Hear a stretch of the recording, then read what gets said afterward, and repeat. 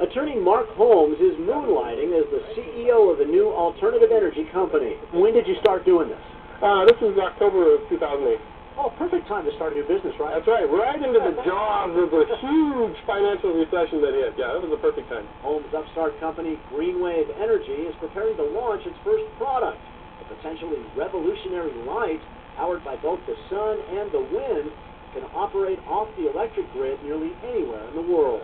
Everybody was scared, and the only way you could say, oh, geez, let's get together and do a startup company with lots of R&D and we're going to bring out new products, was to get everybody basically to throw a little bit in the hat. Greenwave has 33 partners who've invested a total of about $200,000 in cash and about $2 million in products and services to launch the company.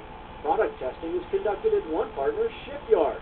Another partner's SUV helps Greenwave avoid the $50,000 a day it would cost to conduct wind tunnel tests. You see, we have essentially a flatbed trailer attached to an SUV. We have a pole that makes sure that the wind turbine is above the draft of the SUV. And essentially what we do is we drive up and down the street. We have essentially an approximation of a wind tunnel without having to pay for all of that really expensive instrumentation. And this is a Greenwave marketing meeting. Are you kidding? I'd like to keep it kind of proprietary. Greenwave's light pole has solar panels that can capture the sun from any direction. Its turbine is on a swivel, so it generates power no matter which direction the wind's coming from.